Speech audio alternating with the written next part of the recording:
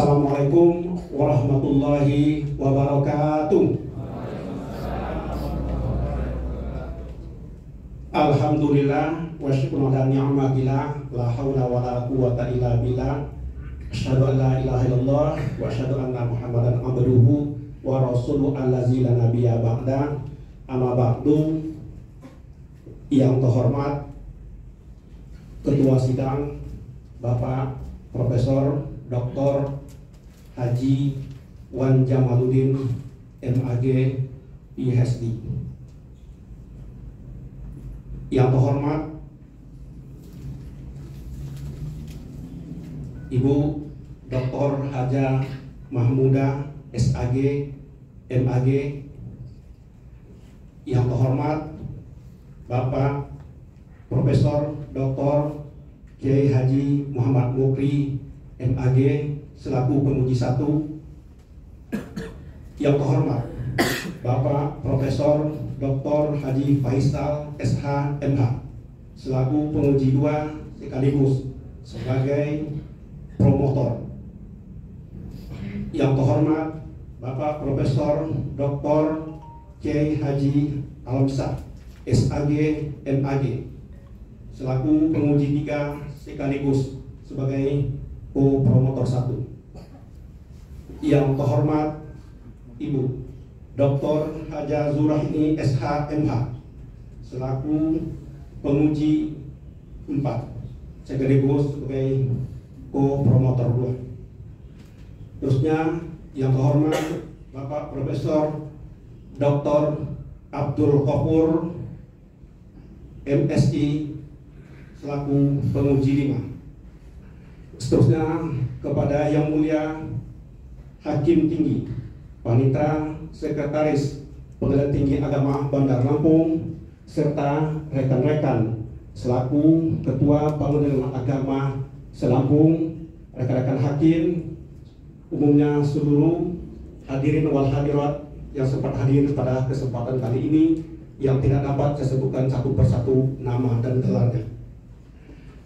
Perkenalkan, baik, saya Alfitri NPM 197403005 akan mengekspos sebuah penelitian atau disertasi yang saya beri judul dengan rekonstruksi konsepsi nusus dan kontribusinya terhadap pembaharuan hukum keluarga di Indonesia, studi di Pengadilan Agama Provinsi Lampung. Nusus merupakan konsepsi klasik sebagai bagian tradisi Islam, terkodifikasi sebagai hukum baku. Pertama kali diperkenalkan oleh Al-Quran karena bersinggungan langsung dengan konteks masyarakat Arab yang menjadi sebab asbabun nuzul turunnya Quran surat An-Nisa ayat 34 dan surat An-Nisa ayat 128. Dalam hal ini nuzus merupakan konsep yang berlaku dan terjadi pada masa pra-Islam, kemudian diabadikan oleh Al-Quran sebagai norma relasi pergaulan suami istri dalam pernikahan. Selanjutnya, nusus yang berkembang saat ini tak terlepas dari legitimasi fikih yang nuansa patriarkisnya itu agak lebih kental sehingga mempengaruhi cara berpikir atau cara berpandang masyarakat, bahkan juga bisa berpengaruh dalam sistem hukum. Kemudian nusus di dalam kompilasi hukum Islam sebagai fikih yang lahir di abad modern menyebut nusus itu di dalam pasal 80, pasal 84 dan pasal 125 yang mengadopsi atau mengcopy paste konsep nusus yang berada dalam fikih klasik, dan secara otomatis bisa berpengaruh terhadap putusan hakim di pengadilan agama. Salah satunya adalah putusan Pengadilan Agama Tanjung Karang, Pengadilan Agama Kalianda, Pengadilan Agama Arung Sudi, dan Pengadilan Agama Tulang Bawang Tengah. Permasalahan pokok yang hendak dilakukan dalam penelitian ini yaitu siapa sebenarnya yang melakukan nuzus yang dimaksud di dalam kompilasi hukum Islam dan fikih. Apa bentuk sanksi hukum nuzus dan siapa yang dapat dikenakan menurut hukum Islam?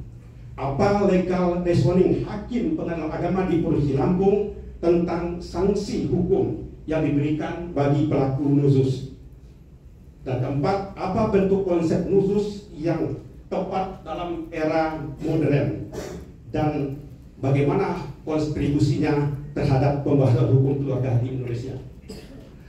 Kemudian tujuan penelitian ini adalah dalam rangka mengupas tentang arti nuzus dan sanksinya serta penyelesaiannya. Secara praktis, penelitian ini nanti dapat melahirkan konsep atau modernitas nuzus di abad modern. Data yang diperoleh adalah dokumen putusan melalui aplikasi SIPP, Sistem Informasi Penelusuran Perkara, dan melalui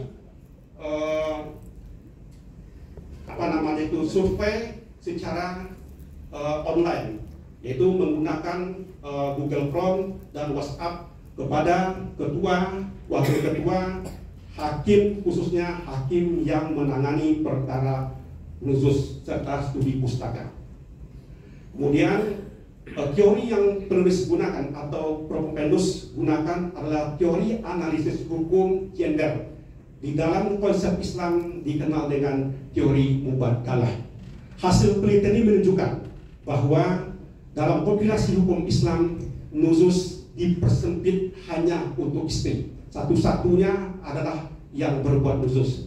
Kemudian di dalam fikih, meskipun nuzus itu terjadi atau hanya dilakukan oleh perempuan atau istri, kemungkinan besar nuzus itu juga bisa dilakukan oleh suami. Tetapi dalam fikih hanya dijadikan sebagai topik sekunder, artinya tidak booming, tidak viral.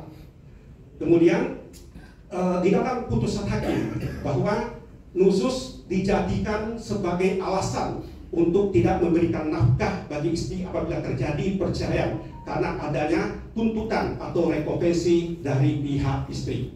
Sementara dalam perspektif hakim bahwa nuzus masih menggunakan interpretasi konsep nuzus di dalam fikih. Sementara di dalam konsep fikih mubadalah atau teori mubadalah, baik itu nuzus adalah merupakan kebalikan dari taat, baik itu taat ataupun nuzus sifatnya, karakternya bisa dilakukan oleh suami dan oleh istri. Kemudian kontribusi yang Propendus tawarkan di dalam disertasi ini adalah adanya pembaharuan modernitas nuzus, yaitu bahwa nuzus adalah merupakan gangguan keharmonisan dalam rumah tangga, bisa dilakukan oleh suami dan bisa dilakukan oleh istri. Kemudian penghapusan konsep tentang KDRT, artinya bahwa pilihan yang ketiga awal dari buhuna itu tidak pas lagi diterapkan karena terjadinya sosio-kultural dalam masyarakat.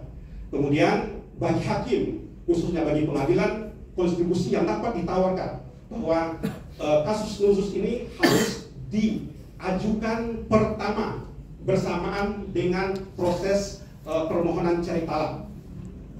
Apabila terjadi rekompensi oleh istri, maka suami harus merubah permohonannya.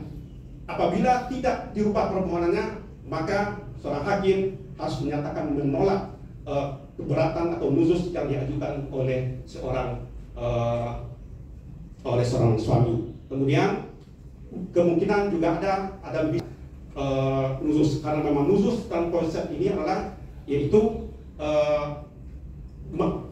pihak istri, suami istri melanggar kesepakatan dalam rumah tangga, maka itu dikatakan nuzus. Apabila terjadi hal demikian, dapat dituntut, artinya dapat dilakukan uang prestasi atau perbuatan melawan hukum. Demikian hasil penelitian yang dapat Promopendus sampaikan. Terima kasih.